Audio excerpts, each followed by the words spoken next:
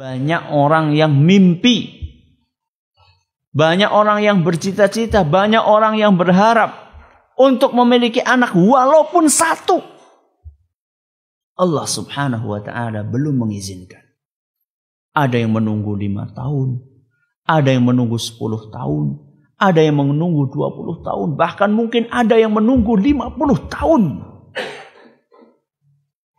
Tidak pernah dia itu putus asa untuk berusaha. Setiap sarana dia kerjakan. Dia selalu bertanya ke kanan, ke kiri, apa yang bisa dilakukan. Kecambah nanti bosen. Ya. Nah, kemudian kurma ijo nitip setiap tahun kepada jamaah haji supaya dibawakan kurma ijo. Kemudian apalagi pergi ke klinik, ya. Konsultasi mungkin selnya kurang apa, ya. Katanya itu ada sel yang ada berapa sekian ribu atau sekian puluh ribu, itu kalau kurang dari itu maka anaknya tidak jadi. Maka caranya bagaimana, minum obat-obatan dan seterusnya. Kemudian juga katanya posisi ketika berhubungan suami istri katanya juga berpengaruh. Seharusnya bagaimana. Itu semuanya sudah dilakukan. Sambil ditambah dia berdoa kepada Allah subhanahu wa ta'ala. Setiap ada kesempatan waktu yang mustajab dia manfaatkan untuk berdoa. Antara azan dengan qomat, di sepertiga malam terakhir, ketika sujud. Ya, di hari Jumat ba'da asar sampai maghrib. Setiap ada waktu yang mustajab, ketika dia sedang bepergian, ketika dia sedang berpuasa, setiap ada kesempatan dan waktu yang mustajab. Bahkan ketika dia berhaji. Proposal yang paling pertama dia bawa adalah, ya Allah karuniakanlah kepada kami anak. Ternyata Allah belum berkenan untuk memberikan anak kepada dia. Sedangkan kita, Masya Allah, saben tahun lahir anaknya. Ada sebagian orang seperti itu, saben tahun lahir. Iki nembe 3 bulan wis kesundul nang adine. Sehingga nggak bisa minum ASI. Adine yang kedua baru 2 bulan kesundul maning. Ya Allah, kayak tanggaku anaknya sundul-sundulan. Aku ora duwe anak-anak suwe temen. Kita lihat di samping kanan kiri kita, ada yang tidak punya anak. Ada juga yang punya anak. Tapi subhanallah, Allah berkehendak orang tua tersebut harus kehilangan anaknya. Karena musibah misalnya. Karena kecelakaan, anak yang lagi lucu-lucunya meninggal dunia. Atau karena banjir, atau karena musibah kebakaran, atau karena diculik, ya. Atau karena diculik oleh orang yang jahat. Sehingga anak yang sedang lucu-lucunya hilang. Serasa hidup menjadi hambar.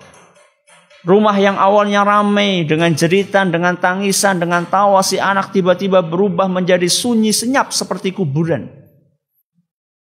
Terbayang-bayang di mata anak-anak sedang bermain-main di situ, sedang berlari-lari, sedang berangkang, sedang tertawa, sedang makan, ya. Tahu-tahu anak tersebut hilang atau meninggal dunia. Ada orang tua yang seperti itu. Ada juga orang tua yang anaknya awalnya sehat, bugar, sehat, lucu. Allah subhanahu wa ta'ala mengaruniakan, memberikan dia penyakit yang kronis. Sehingga Masya Allah berubah menjadi hanya tubuh seonggok tubuh yang tidak berdaya. Tulang hanya dibalut dengan kulit. Ada anak yang seperti itu. Awalnya dia adalah anak yang luar biasa aktifnya.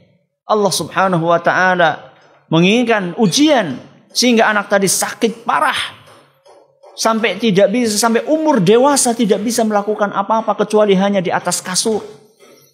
Itulah samping kanan dan kiri kita, ibu yang kami hormati. Maka seharusnya ketika kita melihat seperti itu, ada orang yang tidak punya anak sudah menunggu sekian puluh tahun. Ada orang yang sudah punya anak kemudian dicabut nyawanya ketika masih kecil. Ada orang yang punya anak, masih ada anaknya, tapi tidak berdaya apa-apa.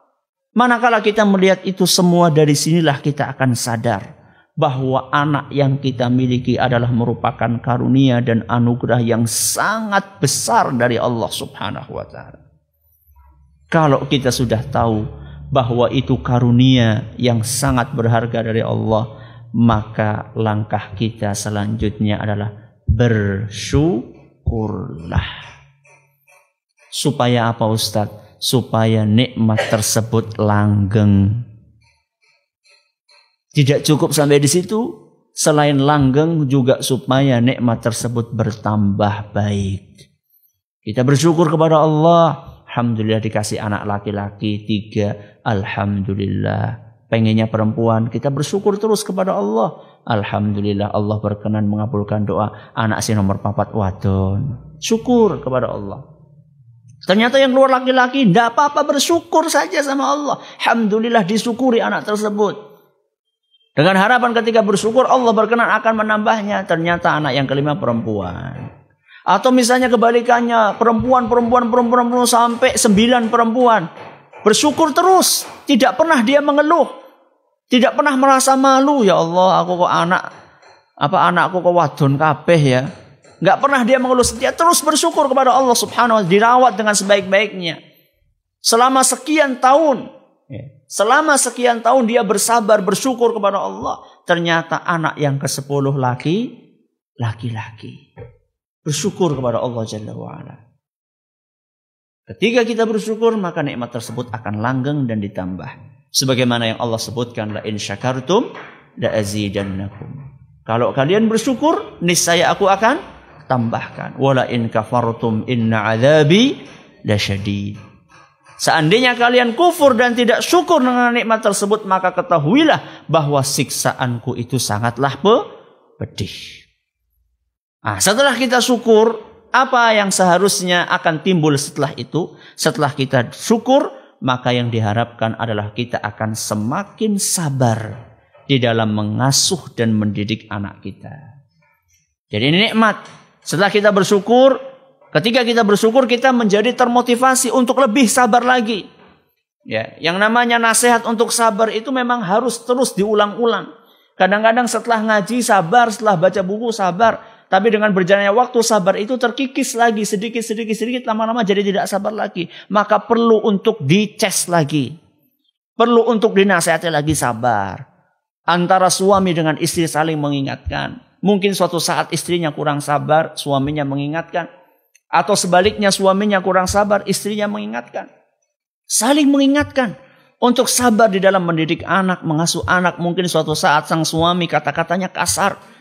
Sang ibu mengingatkan, Pak, aja kasar-kasar, itu anak belum tahu. Dia akan mencontoh kata-kata kita. Begitu pula sebaliknya, si ibu mungkin saat itu sedang lalai, dia mungkin sedang capek, anak minta perhatian, kemudian si ibu marah. Maka sang suami datang mengingatkan, Bu, sabar Bu, inilah karunia dari Allah Subhanahu wa taala. Jangan sampai kita merusak buah hati kita sendiri.